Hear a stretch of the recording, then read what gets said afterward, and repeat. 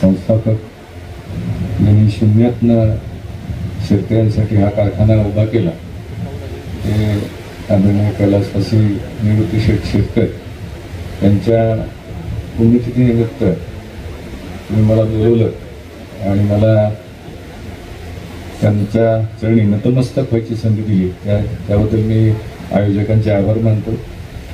शेठबाबा आणि हिराबाई यांच्याविषयी मला आदरणीय भास्करराव घुले साहेबांनी बरीच माहिती दिली आणि खरंच शून्यातनं विश्व कसं उभं करायचं हे शिकायला मिळालं, बघायला मिळालं. या कारखान्याचे अध्यक्ष आदरणीय सत्यशील शेरकर साहेब, उपाध्यक्ष आदरणीय अशोकजी घोलपजी, ओझर देवस्थानचे अध्यक्ष आदरणीय गणेश कवडेजी, त्यांचा माझा बऱ्याच वेळेला फोन झाला. वेगवेगळ्या कार्यक्रमासाठी मी बोलवलं पण प्रत्येकाला काहीतरी काम निघाल्यामुळं मला येता आलं नाही. पण आज सकाळी तिथं देखील मला अभिषेक करता आला, हे तुमच्यामुळे शक्य झालं. कारखान्याचे उपाध्यक्ष आदरणीय भास्करराव घुले साहेब, सर्वच कारखान्याचे विश्वस्त संचालक मंडळ आणि सर्व शेतकरी बंधू आणि माझ्या बंधू भगिनींनी एक वेगळ्या कार्यक्रमाला उपस्थित राहता आलं. माझ्याबरोबर माझे सहकारी रविशेठ घाटे आणि बीवीजी माझे सहकारी अनिकेत दिलीप डोंगरे हे सगळेच आहेत. बीवीजी म्हणजे मी वाचलं की देवासारखं काम केलं शेठबाबांनी तालुक्यातील लोकांसाठी आणि त्यांच्याप्रती म्हटलं जाऊन शिकायला मिळेल, काहीतरी बघायला मिळेल. मी माझी बीवीची सुरुवात तशीच केली. माझ्या आयुष्याची 6वी पर्यंतची वर्ष घरात लाईट नव्हती. 20 वर्ष 10 बाय 10च्या खोलीत काढली. एवढंसं घर, त्यात 5 लोक राहत होतो. 18 वर्ष असताना वडिलांचं निधन झालं. त्याच्या आधी ते थोडे आजारी असले की पुण्यात सिव्हिल हॉस्पिटलला ॲडमिट असायचे किंवा बुधराणी हॉस्पिटलला. पैसे नसले की आई कानातलं द्यायची काढून, सोनारकडे जाऊन 200 रुपये घेऊन ये, कधी मंगळसूत्र द्यायची, 500 रुपये घेऊन ये. खूप वाईट वाटायचं की असं का होतं. पण आई वडिलांनी खूप चांगले संस्कार केले. कुठेही चांगलं भाषण असलं की वडील मला घेऊन जायचे त्या भाषणाला. प्राचार्य शिवाजीराव भोसलेंचे व्याख्यान होतं मी 8वीत असताना स्वामी विवेकानंदांच्या वरती, आणि ते ऐकलं आणि ठरवलं की छत्रपती शिवाजी महाराजांची भूमी तिथेही मला आज नतमस्तक होता आलं की शिवनेरीवरती महाराजांचा जन्म झाला. छत्रपती शिवाजी 4थीत असल्यापासून माझं दैवत होतं आणि 8वीत असल्यापासून स्वामी विवेकानंद. असं काही घडलं की वाईट वाटायचं की असं का होतं, मंगळसूत्र घाण का टाकायला लागतं. तर त्यावेळेपासून ठरवलं की काहीतरी वेगळं करायचं. 10वीला 28% मार्क पडले. आई शिक्षिका होती, तिने विचारलं काय करू, तर म्हणजे डिप्लोमाला घाला, म्हणजे तुमची फायनान्शियली तितके चांगले नाही, तुम्हाला 3 वर्षांनी पैसे कमवायला लागेल मुलगा. म्हणून डिप्लोमाला ऍडमिशन घेतलं. दुर्दैवानं दुसऱ्या वर्षी वडिलांचं निधन झालं. मी 18 वर्ष होतो, त्यांचं वय 45 वर्ष होतं. त्यांची इच्छा होती की मी IAS व्हावं. तर आईला म्हटलं आई मला IAS करायचं असेल तर मला इंजिनिअरिंग पूर्ण करायला लागेल. इंजिनिअरिंगला औरंगाबादला ऍडमिशन मिळत होतं. आई म्हटली पुण्याबाहेर जाऊ नको, पुण्यातच थांब. आणि मग पुण्यात VITला ऍडमिशन घेतलं. रोज 42 किलोमीटर सायकलवरनं जाऊन येऊन करत होतो. 21 किलोमीटर अप 21 डाऊन. डिप्लोमाचे क्लासेस घ्यायला चालू केलं. जाम सरच्या पाटल्यांची एजन्सी घेतली. पेंटिंगची कामं करत होतो वेगवेगळी. दादा गेल्यानंतर एक 6 महिन्यांनी घरात एक चिठ्ठी सापडली. कपडे शिवायला टाकले होते वडिलांनी पुण्यात कॅम्पात टेलरच्याकडे. 250 रुपये शिलाई होती. ते पैसे देऊन कपडे घरी घेऊन आलो. त्या रात्री खूप विचार केला की दादांचे कपडे असेच राहिले, माझेही असेच राहणार, माझे काही माझ्याबरोबर येणार नाही. तर आपण काहीतरी वेगळं काम करायचं. सेकंड इयर इंजिनिअरिंगला होतो. मित्रांशी चर्चा केली संस्थेचं नाव काय ठेवायचं. मी सातारचा आहे. कुणी सांगितलं सातारा नाव ठेवा, कुणी सांगितलं अजिंक्यतारा नाव ठेवा, कुणी सांगितलं वडिलांचं नाव ठेवा. मी म्हटलं नाही, आपले स्वामी विवेकानंद आदर्श आहेत. संस्थेचं नाव ठेवायचं भारत विकास. आणि भारत विकास प्रतिष्ठान म्हणून संस्था रजिस्टर केली 91 साली. लोगो काढला, भारतात नकाशा, मागं सूर्य, मध्ये पट्टी, आणि काहीतरी वेगळं काम करायचं ठरवलं. माझ्याबरोबर मी डिप्लोमाचे क्लासेस घेत होतो. पैसे चांगले कमवायला लागलो होतो. फी तर काढलीच होती, वसूल केली होती, पण अजून 2 मुलांना मदत करायला चालू केलं शिक्षणासाठी. फर्स्ट क्लास मेंटेन केला आणि मग टाटा मोटर्समध्ये 94 साली नोकरीला लागलो. 2 खोल्याचं घर बांधलं आमचं. घर त्याचं कर्ज झालं होतं. आईला म्हटलं की कर्ज फेडतो आणि मग IASच्या तयारीला चालू करतो. दरम्यानच्या काळात मला टेल्कोमध्ये परचेसमध्ये टाकलं. माझा 6,500 रुपये पगार असताना मी कंपनीचे 2 कोटी रुपये वाचवले. म्हणजे कुठलीही अपेक्षा नसताना कंपनीने 2 कोटी रुपये वाचवले. मी कायम माझ्या सगळ्या भाषणात सांगतो की जिथं काम करतो तिथं मालक म्हणून काम करायचं, नोकर म्हणून काम करायचं नाही, मालक म्हणून काम करायचं. आपण मालक असल्यासारखं. आणि तसं केलं. कुठली अपेक्षा नव्हती. माझ्या व्हाईस प्रेसिडेंटने मला जानेवारी 97 मध्ये त्यांच्या केबिन मध्ये बोलवून विचारले की बेटा तुम बहुत अच्छा काम कर रहे हो, तुम्हें क्या चाहिए, डबल प्रमोशन, डबल इन्क्रीमेंट, तुला नेमकं काय हवंय. म्हटलं मला काही नको, पण माझे सातारचे बालपणीचे मित्र माझ्याकडे नोकरी मागायला येतात. त्यांना वाटतं की मी मोठा साहेब झालो, इंजिनियर झालो म्हणजे. आणि ते 7वी पास आहेत, 10वी नापास आहेत. त्यांना कंपनीत हेल्परच्या कामाची संधी द्या, मला बक्षीस म्हणून तेच द्या. ते म्हटले त्यांना हेल्परचं काम देता येणार नाही तर ते स्वच्छतेचं काम करतील का. मी हो म्हटलं. आमच्याकडे संत गाडगे महाराज आजोबा पणजोबा होते त्यावेळेला आमच्या घरी यायचे रहमतपूरला, कृष्णा नदीच्या काठी त्यांचा एक आश्रम आहे, गाडगे महाराजांची आश्रमशाळा आहे. म्हटलं स्वच्छतेचं काम करतील माझे मित्र. मला म्हटलं तुझी कुठली संस्था आहे का, त्याने ॲज अ एम्प्लॉई तुला काम देता येणार नाही. मी हो म्हटलं. आणि 22 मे 97 आम्ही टाटा मोटर्समध्ये स्वच्छतेचं काम 8 लोकांनी चालू केलं. परवाच 22 मेला त्याची 27 वर्ष पूर्ण आली. पहिल्या महिन्याचं बिल होतं 12,009 रुपये.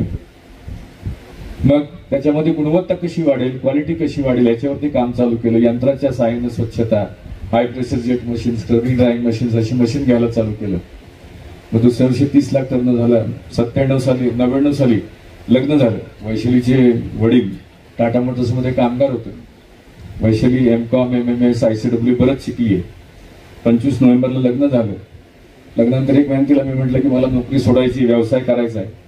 ती थोडी भांडली माझ्यावर. तुम्ही म्हटली इंजिनियर आहे म्हणून मी लग्न केलं, आता तुम्ही व्यवसाय कुठला करणार. म्हटलं हाऊसकीपिंग. म्हणजे काय असतं. म्हणजे तू घर झाडती, मी कंपनी झाडतो. मग ती महिन्याभर भांडली. महिन्याभराने तिनं परमिशन दिली. आईला विचारलं. आई म्हटली आणि मग 7 पिढ्यात कोणी धंदा केला नाही. पण आमच्या घरामध्ये 7 पिढ्यामध्ये एकच मुलगा आहे. वडील एकटे, आजोबा एकटे, पणजोबा एकटे, भावकी नाही आहे आम्हाला. आई म्हटली आपल्याला भावकी नाही, वडिलोपार्जित 2च एकर जमीन आहे, कसं करशील, काय करशील. माझ्याकडे 10-1 लाख रुपये साठले होते 3-4 वर्षाच्या माझ्या पगाराचे आणि व्यवसायाचे.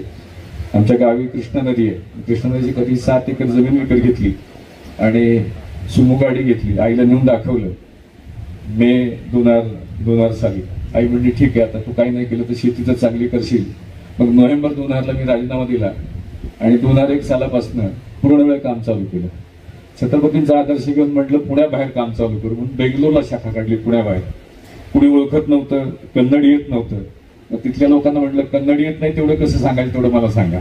ते कन्नड बरू दिला. एवढं म्हटलं की ते कन्नड येत नाही असं सांगायचं त्यांना.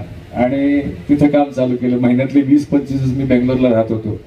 क्वालिटी काम करत होतो त्यामुळे रेफरन्सनी कामं मिळत गेली. मग चेन्नईला चालू केलं, मग हैदराबादला चालू केलं. जगन्नाथ माझा ड्रायव्हर जो गेले 27 वर्ष गाडी चालवत होतो तो मी दोघंच असायचो. बऱ्याच ठिकाणी अपमान व्हायचा. फॅक्टरीच्या आतच सोडत नसत लोक. तर खूप वाईट वाटायचं.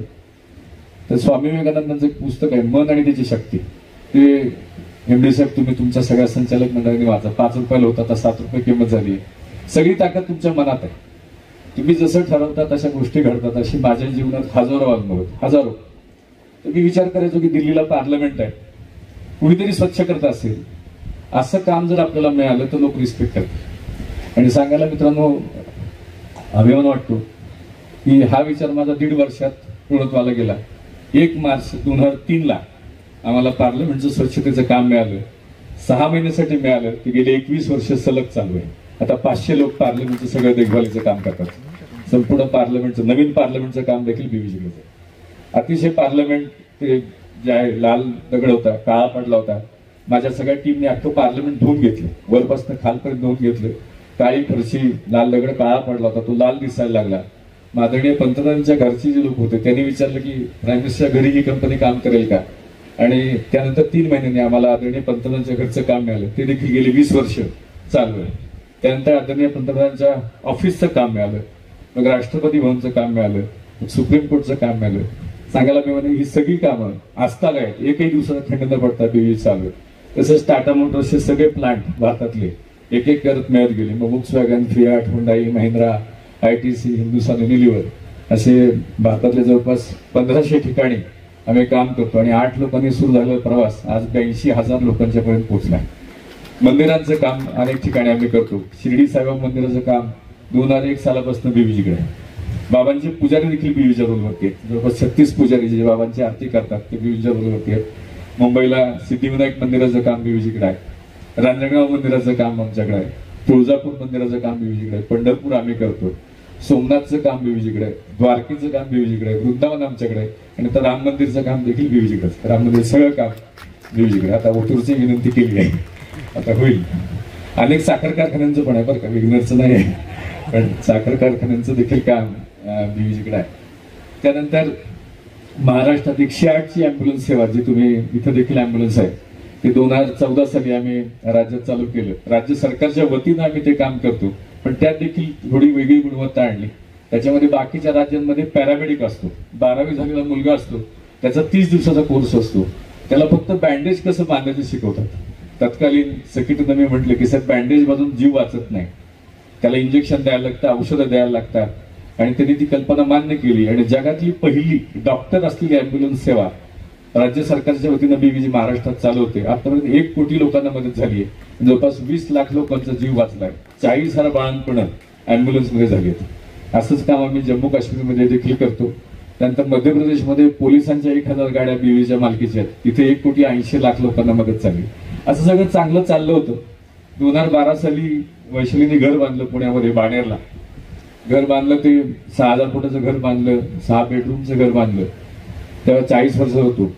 देवाला प्रार्थना केली की देवा खूप दिलंस, 20 वर्ष छोट्याशा घरात राहिलो, आता एवढं मोठं घर झालं, मग आता काय करायचं पुढच्या आयुष्यात? तर म्हटलं शेतकऱ्यांसाठी काम करायचं.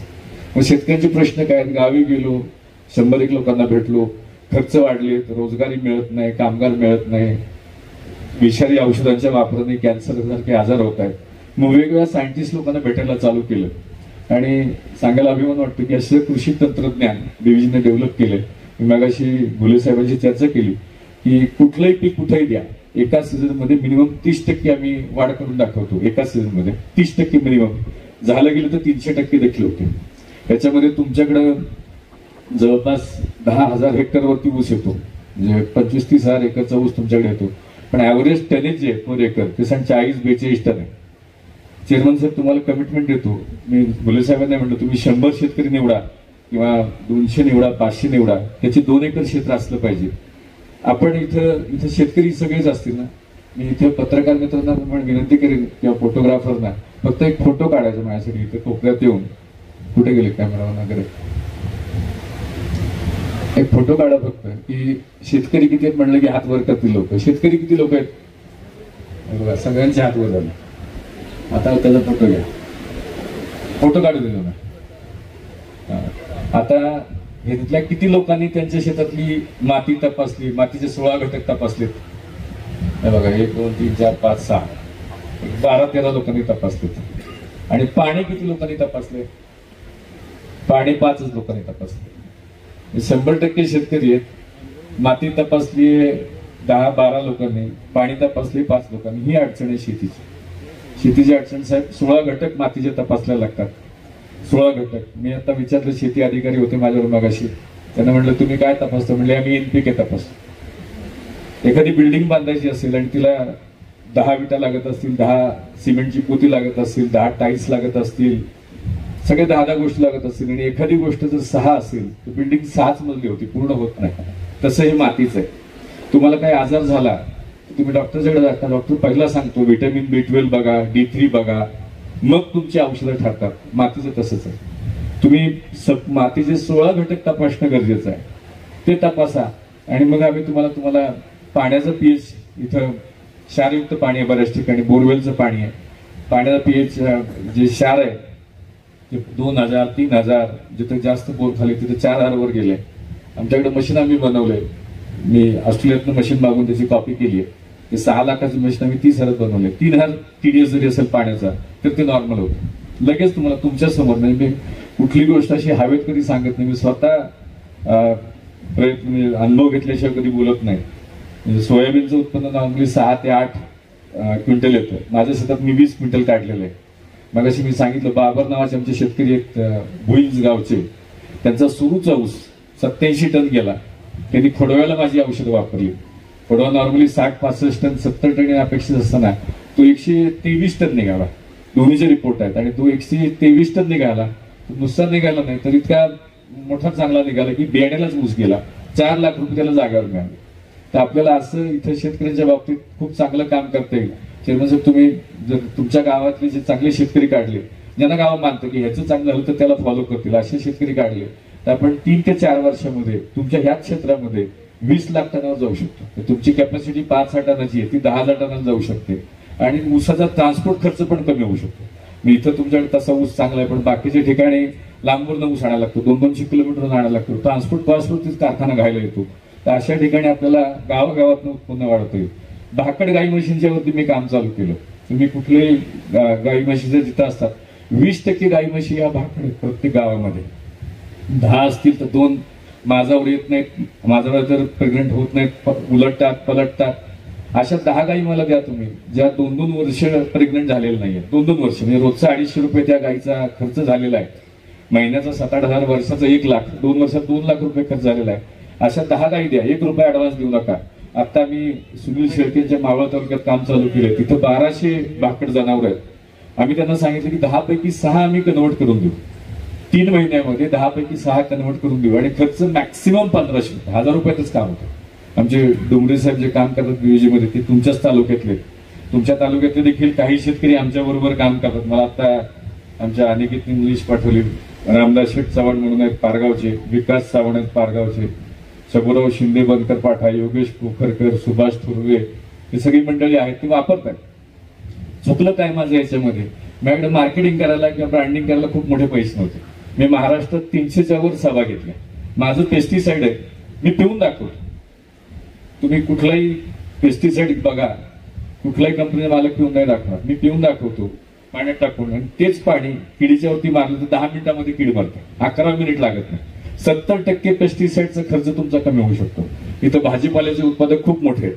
बुरी, डावण्या, मावा, व्हाईट फ्लाय, मिलीबग, अनेक रोग येतात, आणि अनेक रोगांच्या वरती अनेक औषधं आपण वापरतो, आणि त्याच्यामुळे कॅन्सर होतो. खाणाऱ्यालाही होतो आणि वापरणाऱ्याला होतो. मध्यंतरी मी शिरोळ तालुक्यात गेलो होतो, कोल्हापूर जिल्ह्यामध्ये. एका तालुक्यात 30,000 कॅन्सर पेशंट आहेत. मग हे सगळं बघितलं मी. 300 बीवीजी 3 वर्ष वाऱ्यावर सोडून दिली होती, आणि गावोगाव भाषण घेत फिरलो की नेमकं चुकतं काय शेतकऱ्याचं, त्याला दुरुस्त कसं करायचं. आणि त्याच्यावरती आता प्रूव्हन आहे. म्हणजे आदरणीय पवार साहेबांना ट्रायल दिली, आदरणीय गडकरी साहेबांच्या शेतात ट्रायल दिली, 40 विद्यापीठात ट्रायल दिली, 10,000 शेतकरी आहेत. माझ्याकडे एक जालिंदर सुळसकर म्हणून शेतकरी आहे. मी मगाशी गुले साहेबांना म्हटलं की त्याला एकदा तुम्ही भाषणाला बोलवा, सगळे शेतकरी बोलवा. 10वी नापास आहे, शिक्षण 10वी नापास, 6 एकर शेत जमीन, आता 3 एकर त्यांनी नवीन घेतली आहे. महाराष्ट्रात ऍव्हरेज शेतकरी एकरी 50,000 ते 1 लाख रुपये कमवतो. ऍव्हरेज शेतकरी 50,000 ते 1 लाख, हा 5-6 लाख रुपये कमवत होता. मागच्या वर्षी ओपन फार्मिंग मध्ये जालिंदर सुळसकरने एकरी 30 लाख रुपये कमवले. 3 कोटी रुपये त्याच्या खात्यात जमा झालेले, 3 कोटी रुपये, एकरी 30 लाख रुपये. असे माझ्याकडे 10 लाखाच्या वरती क्रॉस केलेले जवळपास 100 शेतकरी असतील. 30 लाख 25 लाखाच्या वरती हा एक गेलाय. अशा शेतकऱ्यांना तुम्ही बोलवा की आपण काय दुरुस्त करायचं हे कळलं पाहिजे. कष्ट सगळेच करतोय आपण, कष्ट सगळेच करतोय, पण ढोर मेहनत होती. ती ढोर मेहनत न होता स्मार्ट मेहनत कशी करता येईल ह्याच्यावरती जर आपण थोडंसं फोकस केलं तर खूप वेगळं काम करता येईल. आणि मी मगाशी म्हटलं तसं मी विचार केला की गोष्टी घडतात. देव, मी कायम समजतो की देवाचं मी एक इन्स्ट्रुमेंट आहे, इन्स्ट्रुमेंट ऑफ गॉड. देवाने आपला जन्म घेतोय, विशिष्ट कार्य करायला पाठवलंय आणि काम करतोय आपण. तर मी विचार करायला चालू केलं, कॅन्सर सारख्या आजारावरती औषध नाहीये का, अफोर्डेबल औषध नाहीये का. आणि गेली 9 वर्ष बीव्हीजी लाईफ सायन्सेस मध्ये आम्ही आयुर्वेदामध्ये अभ्यास करतोय. इथे काही डॉक्टर मंडळी असतील की आयुर्वेद 5,000 वर्ष जुनं शास्त्र आहे, ॲलोपॅथी आता 150 वर्षापूर्वी आलं, आणि कायम आपण आयुर्वेदाला दुय्यम समजतो. तर आयुर्वेदात का पुढे गेलं नाही आयुर्वेद, याच्यावरती आम्ही रिसर्च चालू केला. चरक संहिता ग्रंथात सांगितलं की अमक्या अमक्या झाडाची साल ही चैत्र पौर्णिमेला काढा. मी म्हटलं चैत्र पौर्णिमाच का, बाकी दिवस का नको. म्हणून आम्ही त्याची साल काढली, त्याची फायटोकेमिस्ट्री चेक केली की नेमकं औषधी गुणधर्म किती आहे. तर म्हणजे ऊसाच्या भाषेत सांगायचं झालं तर 5व्या महिन्यात ऊस तोडला तर तो गोड लागतो, पण त्याची मॅच्युरिटी जो जर सुरूचा असेल तर 12व्या महिन्यात येते, 8 साली असेल तर 8व्या महिन्यात येते. मॅच्युरिटी तसं प्रत्येक झाडाचं मॅच्युरिटी सायकल वेगळं असतं. चैत्र संहिताप्रमाणे त्या झाडाची साल बघितली, चैत्र पुणेला 5% औषधी गुणधर्म आहेत, बाकी कधी 0.5% आहे. आता त्या जो औषध बनवतोय त्याला माहितच नाहीये, जंगलातनं रॉ मटेरियल येतंय. आता त्यात जर 2% औषध असेल तर ते 2.5 पट घेतलं पाहिजे ना, तो घेत नाही. आपण म्हणतो आयुर्वेद चालत नाही. तर आम्ही आतापर्यंत अशा 700 वनस्पतींच्या वरती रिसर्च केलाय. 2-2 वर्ष लागतं एका वनस्पतीचा अभ्यास करायला. 700 वनस्पतींचा आम्ही अभ्यास केलाय आणि आता कॅन्सर सारख्या आजाराचं औषध आम्ही बनवलंय आणि ते अतिशय इफेक्टिव्ह आहे. 3 वर्षापूर्वी आमच्या गावचे सुपुत्र आहेत डॉक्टर श्रीकांत माने म्हणून, ते अमेरिकेच्या येल विद्यापीठामध्ये रिसर्च करतात कॅन्सरचे. गेले 38 वर्ष कॅन्सरमध्ये रिसर्च करतात. तर त्यांना मी सांगितलं की साहेब मी असंच कॅन्सरचं औषध बनवलंय. ते बघून हसले माझ्याकडे. मला म्हटले अण्णा तुझ्याविषयी मला खूप आदर आहे. आमच्या गावातली जवळपास 400 लोक बीव्हीजीत काम करतात आणि सातारा जिल्ह्यातले 9,000 लोक आहेत. म्हणजे तू गावच्या मुलांसाठी खूप चांगलं काम केलंस, पण कॅन्सरवरती आता तू बोलू नकोस. म्हणजे साहेब असं का म्हणता, तुम्ही टेस्ट करा. मग औषध पाठवून दिलं अमेरिकेला. 1 महिन्याने फोन आला की रिझल्ट येत नाहीयेत, तू जे दाखवले होते रिझल्ट ते जुगाड होतं, भारतात तुम्ही असं करता. म्हणजे खोटं काम आयुष्यात कधी केलं नाही, तुम्ही नीट टेस्ट करा. मग गोपाळ कुंडू नावाचे दुसरे एक सायंटिस्ट होते, त्यांचं आणि त्यांचं बोलणं करून दिलं. 7 महिन्यांनी मला माने साहेबांचा फोन आला की अण्णा त्याला नोबेल प्राइज मिळू शकतं, नोबेल प्राइज मिळू शकतात. म्हणलं का, तर म्हणले कॅन्सर सेल 24 तासात मरतायत आणि चांगल्या सेलला मात्र धक्का लागत नाही, चांगल्या सेलला धक्का लागत नाही. मी एक तुम्हाला आदरणीय गडकरी साहेबांचा एक ऑडिओ ऐकून दाखवतो. गडकरी साहेबांनी आमच्याकडे पार्किन्सनचं खूप चांगलं औषध झालंय, हार्टचं खूप चांगलं औषध झालंय. आज सगळ्याला हार्ट अटॅकचं प्रमाण खूप वाढलंय. तुम्हाला आजूबाजूला बघत असाल तुम्ही, 16 वर्ष मुलाला देखील हार्ट अटॅक येतोय, म्हाताऱ्या माणसाला येतोय, कुणालाही हार्ट अटॅक येतोय, तरुण मुलाला हार्ट अटॅक येतोय. तर आम्ही हार्टचं औषध बनवलंय जे हार्टचे तुमचे ब्लॉकेज काढतं, हार्टचं पंपिंग इम्प्रूव्ह करतं, हार्टचं फंक्शन स्टेबल करतं. अतिशय इफेक्टिव्ह आहे. बीव्हीजीतल्या माझ्या 5 सहकाऱ्यांना जे चांगले व्यायाम करतात त्यांना आतापर्यंत हार्ट अटॅक आलाय आणि एका सहकार्याची डेथ झाली. तर परवा मी मिटिंग घेऊन सगळ्या माझ्या सहकार्यांना मॅन्डेटरी केली, 1 महिन्याचं औषध म्हणलं घ्या, तुम्हाला फरक पडेल. फरक पडलं तर 4 महिन्यामध्ये सगळ्या बॉडीच्या ज्या रक्तवाहिन्या, बॉडीची पाईपलाईन आहे ती आतनं क्लीन कर. सगळं जे दातावरती एक चिकट पदार्थ जमा होतो, रोज सकाळी आपण ब्रश करून काढतो, तसा चिकट पदार्थ रक्तवाहिन्याच्या आतमध्ये असतो आणि तो कोटिंग करत असतो आणि कोलेस्ट्रॉल आणि ते कोटिंग म्हणून आतनं हळूहळू ब्लॉक तयार होतो आणि मग तो तुम्हाला त्रास होतो. आणि हार्ट असा आजार आहे की तो शेवटच्या क्षणापर्यंत बोलत नाही. कॅन्सर झाला तुम्हाला 3 महिने 6 महिने वेळ मिळतो. लिव्हर सिरोसिसचं आम्ही औषध बनवलंय, त्यांना लिव्हर ट्रान्सप्लांट करायला सांगितले. असे 300 पेक्षा जास्त लोक आम्ही बरे केलेत. तर त्याच्यासाठी औषध झाले. तर हार्ट बोलत नाही म्हणून हार्टचं प्रिव्हेन्शन केव्हाही चांगलं. तर त्याचं आम्ही औषध बनवलं. एमडी साहेबांना मग अशी तुमच्यासाठी पण एक ठेवलंय मी तरुण आहे चांगला आहे असं ठेव, हार्टचं प्रिव्हेन्शनला औषध घ्यायचं. तर नाही दिले ओझरच्या आमच्या मित्रांना. तर असं करतोय. गडकरी साहेबांना 5 ते 6 पायऱ्या झाली की दम लागायचा आणि आमचं औषध 4 महिने घेतल्यानंतर साहेब 60 ते 70 पायऱ्या चढायला लागले. त्याचा फक्त तो एक ऑडिओ तुम्हाला ऐकवतो मी. काय झालं, आपलं माहिती दिली गेली नाही आपल्याकडे लोकांना, ही अडचण झाली. वैद्यनाथ आयुर्वेदचे प्रमुख सुरेश शर्माजी, वैद्यनाथ आयुर्वेदचे प्रमुख सुरेश शर्माजी, उत्पापेश्वरचे प्रमुख श्री रणजित पुराणे.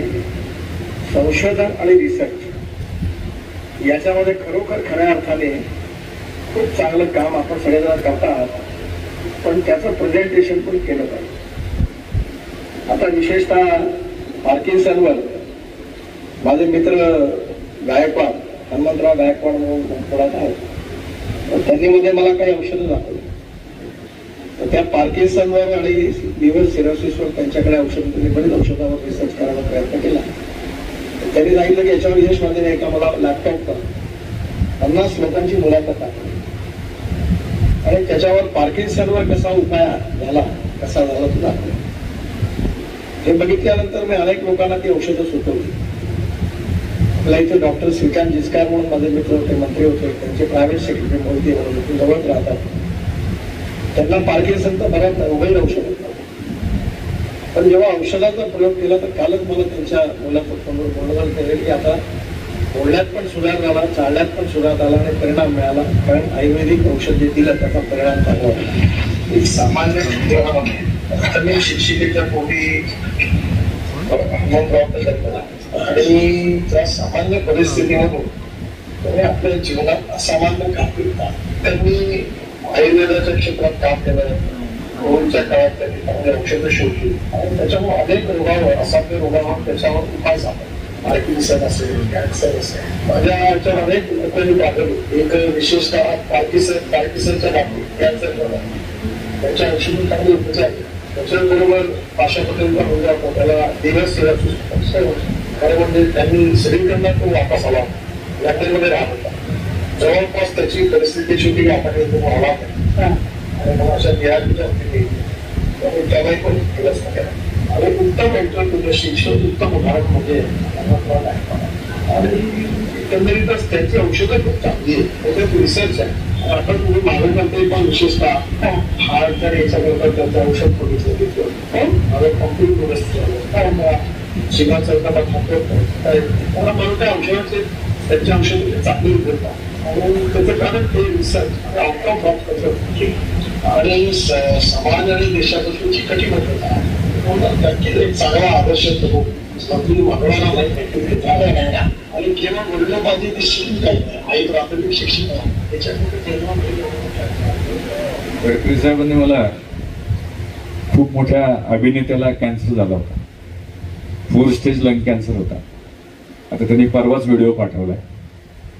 संजय दत्त अमेरिकेतनं माघारी आला, त्याची आई कॅन्सरने गेली, त्याची पहिली पत्नी कॅन्सरने गेली. अमेरिकेत गेले होते उपचाराला, केमो बघितलं की माघारी आले, मी उपचार घेणार नाही म्हटले. व्हीलचेअरवरती माघारी आले होते संजय दत्तजी आणि गेली 3 वर्ष आपली औषधं घेतात पीव्हीची. आणि 7 महिन्यानंतर पेट स्कॅन केला. लंग कॅन्सर तसा डिफिकल्ट असतो. 7 महिन्यानंतर पेट स्कॅन केला, क्लिअर आला. 9 महिन्यानंतर केला, क्लिअर आला. आता नमस्कार, मैं हूं संजय दत्त और मैं ये कहना चाहता हूँ कि डॉक्टर गायकवाड़ की दवा मैं अभी 3 साल से खा रहा हूँ और गडकरी साहब ने मुझे बोला कि बहुत अच्छी दवा है और मैं हर चीज़ की दवा खा रहा हूँ गायकवाड़ साहब की और बहुत बहुत मुझे फ़र्क पड़ा है और बहुत अच्छा लगा है. मैं हार्ट की दवा, इम्यूनिटी की दवा, सबकी दवा खाता हूँ. And I want to wish Gaikwad साहब ऑल द बेस्ट और मेरी तरफ से कोई भी उनको मदद हो या किसी चीज़ का हेल्प हो मैं हमेशा हूँ. ये लीवर की दवा है जो मैं खाता हूँ रोज. ये कैंसर के लिए दिया था उन्होंने, वो भी लेता हूँ और ये हार्ट के लिए ये भी लेता हूँ. तो डॉक्टर साहब आपका बहुत बहुत धन्यवाद. Thank you very much sir. और इससे बहुत मुझे मदद हुई है और थैंक यू, आपने मुझे ये दवाई दी. और आले भारतात त्यावेळेला व्हीलचेअरवर होते. आमचा किशोर वाडळ म्हणून मुलगा आहे, तो इथं काम करतो. मी मार्केटिंग करायला नाही आलो बेसिकली, पण तुमच्या कारखाना परिवारामध्ये किमान 100 कॅन्सर पेशंट असतील, किमान 100 मिळतील, कदाचित 500 पण मिळतील. मी तुम्हाला चेअरमन साहेब सांगतो की तुम्ही त्याची लिस्ट काढा, औषध द्या. जिथं आम्ही महिन्याचं औषध 5-6 हजारात देतो आणि गरीब असेल तर फुकटच देतो. आणि मी पैशासाठी कधी काम करत नाही. 6 ते 8 महिन्यात माणसं बरी होतात. आम्ही ऍडजंट थेरपी म्हणून द्या म्हणतो, तुमची ट्रीटमेंट जी आहे ती चालू राहू द्या, पण खूप मिरॅकल फरक पडतो. हार्टच्या औषधं, कॅन्सरच्या औषधं, अँटी एजिंग क्रीम बनवलंय महिला वर्गांसाठी, अतिशय चांगले आहे ते. हेअर ऑइल बनवलं, हेअर फॉल थांबवतं. पण खूप फंडामेंटल रिसर्च करून काम करतोय. माझं स्वप्न आहे प्रत्येक माणसाचं, सगळी दुनिया रॅट रेस मध्ये पळतीये, पैशाच्या मागे लागलेली आहे. मी माणुसकीच्या मागे लागलो की बीव्हीजी टॅगलाईन ह्युमॅनिटी अहेड आहे. मी ठरवलं की माझ्या आयुष्यामध्ये 10 कोटी लोकांच्या आयुष्यामध्ये परिवर्तन करायला मदत करावी. 10 कोटी लोकांचं आयुष्य बदलायचं, 10 लाख लोकांना बीव्हीजी मध्ये काम द्यायचं आणि बीव्हीजी 100 देशात घेऊन जायचं. 2 वर्षापूर्वी आम्ही अमेरिकेत काम चालू केलं. तिथं 1200 लोक आता अमेरिकेत काम करतात. सौदी अरेबियामध्ये काम चालू केलंय, कुवेत, कतारमध्ये चालू केलंय. यावर्षी अजून 10 देशात आम्ही काम चालू करू. त्यामुळे वेळ मिळत नाही, ही अडचण आहे. बोलवलं प्रेमाने, खूप बोलवलं की वेळेचं खूप सर्कस होते. लोक प्रेमाने बोलवतात खूप, पण जमत नाही. तर गेली 11 वर्ष महाराष्ट्राच्या 10वीच्या इंग्लिशच्या पुस्तकात बीव्हीजी वरती आणि माझ्यावरती धाडा आहे. मी कुणाला सांगायला नव्हतं गेलो, पण रश्मी बन्सल नावाच्या बाईने स्टे हंग्री स्टे फुलिश पुस्तक लिहिलं. आय एम अहमदाबादच्या पासआउट आहेत त्या. दुसरं पुस्तक लिहिलं ज्यांना कुठली पार्श्वभूमी नसेल, ज्यांनी व्यवसाय चालू केले, कनेक्ट द डॉट्स म्हणून. ते 2009 साली पब्लिश झालं. 2013 साली महाराष्ट्र सरकारने तो 10वीच्या मुलांना धडा म्हणून घेतला. 7 वर्षापूर्वी पुणे विद्यापीठाचे कुलगुरू करमाळकर साहेब होते. ते मला म्हटले की ती लोकांना आदर्श पाहिजेत, चांगले मुदर्श पाहिजेत. तर आमच्या स्टडी सर्कलमध्ये म्हटली चर्चा झाली की तुझ्यावरती BA BCOMच्या फर्स्ट इयरला धडा टाकायचा आहे. तुझी हरकत नाही ना? म्हटलं माझी काही हरकत नाही. तर पुणे विद्यापीठानं BA BCOMच्या फर्स्ट इयरला माझ्यावरती दाडा टाकलाय. तिथं 2 लाख मुलं शिकतात. शिवाजी विद्यापीठानं सेकंड इयरच्या BCOMच्या मुलांना दाडा टाकला. काम करत राहायचं. माझं सगळ्यांना सांगणं एकच असतं की रोज स्वतःची स्पर्धा करायची. कालच्यापेक्षा आज चांगलं काम करायचं, आजच्यापेक्षा उद्या चांगलं काम करायचं. बरोबर काही येत नाही, कुणाशी स्पर्धा करायची नाही, स्वतःची स्पर्धा करायची. हेवे दावे कुणाशी ठेवायचे नाही. रोज सकाळी माझी प्रार्थना असते की आज चांगलं काहीतरी काम होते. झोपताना क्षमायाचना असते की आज चुकून पायाखाली मुग गेला असेल तर माफ करा. असं चांगलं केलं की चांगलं होत राहतं. तुम्ही कारखान्याच्या माध्यमातून खूप रेव्होल्युशन करताय, पण अजून खूप स्कोप आहे. कारण खऱ्या अर्थानं भारत तुम्ही जर बघितलं मागच्या काही वर्षात, तर श्रीमंत माणूस अधिक श्रीमंत होत चाललाय, गरीब अधिक गरीब होत चाललाय, जगणं मुश्किल होत चाललंय लोकांचं. तर त्याच्यावरती आणि तुम्हाला तसं ह्या भागात चांगलंय, पाण्याची सोय आहे, कष्ट करणारी माणसं, फक्त दिशा द्यायची त्यांना गरज आहे. आता भारत सरकारने आमच्या बरोबर एक अग्रीमेंट केलं. 2017 साली भारत सरकारचं आणि जपान सरकारचं एक अग्रीमेंट झालं की 3.5 लाख 12वी पास झालेली मुलं जपानमध्ये द्यायची होती. 5 वर्षाचं अग्रीमेंट होतं. अग्रीमेंट झालं, लोकांनी टाळ्या वाजवल्या, MOU झाला. 5 वर्षांनी रिव्ह्यू झाल्यानंतर लक्षात आलं की 802 मुलं गेली होती. 802. आता भारत सरकारच्या बरोबर वेगवेगळ्या देशांनी करार केलेत. जपानला 2 लाख मुलं पाहिजेत, जर्मनीला 2 लाख पाहिजेत, युकेला, इंग्लंडला 1,10,000 लोक पाहिजेत. मी आता जे सध्याचे सेक्रेटरी त्यांना भेटलो की साहेब तुम्ही भारताच्या मुलांचे दुश्मन आहात. इथं मुंबईत 500 पोलिसांची भरती असेल तर 10-12 लाख अर्ज येतात. परवा 16 शिपायांची हायकोर्टला भरती निघाली, 16 शिपायांची जागा आहे आणि 3.5 लाख अर्ज आलेत. PhD झालेल्या लोकांनी अर्ज केलेत. म्हटलं जगात लोकांना जॉबची रिक्वायरमेंट आहे, पण आपल्याकडे ते मिसमॅच आहे. जे विकतं ते आपण टिकवत नाही, ते शिकवत नाही. तर आमच्या रवी शेटने आता आम्ही 2 जानेवारीला कार्यक्रम घेतला आणि महाराष्ट्रातल्या 170 कॉलेजेस बरोबर आम्ही टायअप केला की तुम्ही जे शिकवता त्याच्यावर आम्ही अवांतर काय शिकवायचं ते सांगू, वेगळं काय शिकवायचं आणि त्या मुलाला भारताबाहेर काम देऊ. आणि तीच मी व्हिजन घेऊन चाललो होतो. आणि मागच्या महिन्यात आमचं भारत सरकार अग्रीमेंट झालं की भारत सरकारला ज्या ग्लोबल प्लेसमेंटच्या रिक्वायरमेंट येतात त्याचं इम्प्लिमेंट करायची जबाबदारी BGवर त्यांनी टाकली. आमचा करार झाला. 85% BVG आणि 15% भारत सरकार अशी आता कंपनी फॉर्म करतोय आम्ही. त्यामुळे ह्या भागातल्या तरुणांना ज्यांना भारताबाहेर काम करायचंय त्यांना देखील आपल्याला तशा कामाच्या संधी देता येतील. ज्या शिक्षण संस्था आहेत, म्हणजे आता जर्मनीचं एक अग्रीमेंट झालंय त्याच्यामध्ये त्यांना 2 लाख हेल्थकेअर नर्सेस पाहिजेत. 2 लाख. BSc नर्सिंग झालेल्या मुलीला सुरुवातीला B1 नावाचा जर्मन प्रोफेशन्सी कोर्स असतो. तो कोर्स जर केला तिला 1,000 युरो पगार मिळेल, म्हणजे 90,000 रुपये पगार मिळेल.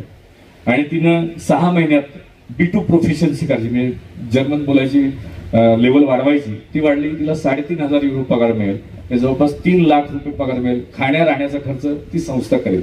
अशा सगळ्या नोकऱ्या आहेत. इथं भारतामध्ये किती पगार मिळतो? आमचे डोळे म्हणून माझे मित्र आहेत नारायण गलत, ते बहुतेक घेणार होते, आता डोळ्याचं हॉस्पिटल आहे. तर आपल्याला अशा अनेक जागतिक लेवलला संधी आहेत. सगळ्या जगात भारत तरुण देश आहे, पण बेकारांचा देश आहे. कारण आपण जे शिकवतो ते विकलं जात नाही. तर जे विकलं जाईल ते शिकवायची गरज आहे. आणि आता मध्यंतरी आदरणीय मुख्यमंत्र्यांना देखील मी भेटलो आणि त्यांना म्हटलं की साहेब पुढच्या 5 ते 7 वर्षात महाराष्ट्रातल्या 10 लाख तरुणांना भारताबाहेर काम द्यायची माझी तयारी आहे. फक्त तुम्ही शिकवायची तयारी करा. मी 8वी-9वी पासूनच त्या मुलांना ट्रेन करू की कोणाला जपानला जायचंय, कोणाला जर्मनीला जायचंय. अशा पद्धतीने आपण शिकवलं. किती लोक शेती करतील, किती लोक हाऊसकीपिंग करतील. तर अशा वेगवेगळ्या संधी आहेत. शेतीमध्ये देखील प्रचंड संधी आहेत. मध्यंतरी मी आफ्रिकेतल्या जवळपास 7-8 देशामध्ये गेलो. तिथं शेत म्हणजे जे मुबलक पाणी असलेल्या जमिनी तुम्हाला $7 ते $8 किंवा $10 भाड्याने मिळतात. 800 रुपये भाड्याने तुम्हाला 1 एकर जमीन मिळते, ज्याच्यामध्ये पाणी बिणी भरपूर आहे. मी आमच्या सातारला ह्याच्यापेक्षा मारामाऱ्या खूप आहेत. आमच्या आईचं गाव सासपडे म्हणून आहे, पाली खंडोबाच्या देवस्थानच्या शेजारी. आणि तिथं आधीची 20 एकर जमीन आजोबांची, मग 4 मुलं, 5-5 एकर, मग त्यांना परत 3-3 मुलं, मग ते 10-10 फुटाच्या पट्ट्या पडल्यात. आणि मग ते तुझ्याकडे इकडं सरकला की ते एकमेकाच्या जागावर धावून जातात, मारामाऱ्या करतात. मी सगळ्या मामांना एकदा एकत्र घेतलं आणि म्हटलं 5-5 हजार एकर जमीन तुम्हाला देतो, आफ्रिकेमध्ये जाऊन शेती करा, 4 तासात विमानानं. एक ब्रिटिशांचा देखील, छत्रपती शिवाजींचा आदर्श आपण सगळे घेतोच, पण ब्रिटिशांचा देखील आदर्श घ्यायची गरज आहे. 16व्या शतकात ब्रिटिश राणी, त्यावेळेला 16व्या शतकात ब्रिटनची लोकसंख्या 10 लाखाच्या आसपास होती. आता 6 कोटी आहे. राणीने सांगितलं की जगावर जाऊन राज्य करा. जहाजामध्ये इंजिन नव्हतं, शिडाची जहाजं होती, म्हणजे हवेने चालायची. आणि वलवत ते लोक लंडनवरनं मुंबईला आले. त्यांनी विचार असा केला असेल की इथं मराठी येत नाही आम्हाला, आम्ही कसं यायचं. केरळच्या किनाऱ्यावर झाल लागलं, तिथं मल्याळम बोलत होते, पश्चिम बंगालला गेलो तर तिथं बंगाली बोलत होते. ऑस्ट्रेलियापर्यंत गेले, ऑस्ट्रेलियाला जहाजाला 6 महिने लागायचे, 6 ते 7 महिने. न्यूझीलंड पर्यंत गेले. कुठल्या जिद्दीने, कुठल्या जिगिरीने काम केलं पाहिजे. आज काय होतं, माझ्या सातारच्या मुलाला सातारमध्येच नोकरी पाहिजे, त्याला पुण्याला पण यायचं नाही. इथल्या जुन्नरच्या कोणाला जुन्नरमध्येच पाहिजे. मी त्यांना सांगतो, ब्रिटिश लोक सगळ्या जगावर राज्य करत होते, त्याचाही इतिहास आणि त्याचाही आदर्श आपण घ्यायची गरज आहे. असे सगळे रोज मी चांगलं शिकायचा प्रयत्न करतो आणि काहीतरी वेगळा इम्पॅक्ट व्हावा अशा दृष्टीने काम करतो. एक बीव्हीजी म्हणजे एक चळवळ म्हणतो मी बीव्हीजीला. कधी पैशाच्या मागे लागत नाही, पण काहीतरी वेगळं करायचं, वेगळं होईल समाजामध्ये असा प्रयत्न करतो. आणि ही चळवळ म्हणून या चळवळीला आपल्या सगळ्यांनी आशीर्वाद द्यावेत. म्हणजे विवेकानंदांनी कुठे त्यांना म्हटलं होतं की मला 100 युवक हवेत माझ्या विचाराचे, त्यातला एक मी स्वतःला समजतो आणि जमेल तेवढं, झेपेल तेवढं भारत विकासाचं काम प्रामाणिकपणे करण्याचा प्रयत्न करतो. या चळवळीला आपल्या सगळ्यांचे आशीर्वाद मिळावेत अशी अपेक्षा व्यक्त करतो. चेअरमन साहेब, तुम्ही खूप धडाडीचं काम करताय. ज्यांच्या पुण्यतिथी तुम्ही बोलू, यांनी देखील समाजामध्ये विकास व्हावा, समाजाचं परिवर्तन व्हावं हे काम केलं. त्यांनी रोपटं लावलं, तुम्ही त्याचं वटवृक्ष केलाय. आता त्याला अजून विस्तारित कसं करता येईल, इथल्या बाहेर कसं नेता येईल, इथल्या तरुणांना जागतिक पातळीवरती काही काम करायचं असेल त्या संधी आपल्याला एकत्र काम करतात. इथले शेतकरी तुम्ही निवडा, त्यांचं उत्पन्न आपण दुप्पट करू, ऊसाचं उत्पन्न आपण दुप्पट करू. आणि गॅरंटी ना, आता हात आपटून समजा, 13 वर्ष हेच करतोय. 2012 पासून मी चालू केलं काम, 12 वर्ष झाली शेतीमध्ये काम करतोय, आयुर्वेदामध्ये गेले 8-9 वर्ष काम करतोय. आणि अनुभव असल्याशिवाय मी बोलत नाही. आता गडकरी साहेबांनी माझ्याकडे 101 पेशंट पाठवले, कॅन्सरचे 50 पाठवले. 15 दिवसांत तो पेशंट सांगतो साहेब मिरॅकल होते. 15 दिवसात अमेरिकेत टेस्ट केली. तो व्हिडिओ तुम्हाला मी पाठवून देतो, कारण तेवढा वेळ नाही तो दाखवायला अमेरिकेतला व्हिडिओ. हे 24 तासात कॅन्सर कसे मारतात, पण सगळं शक्य आहे.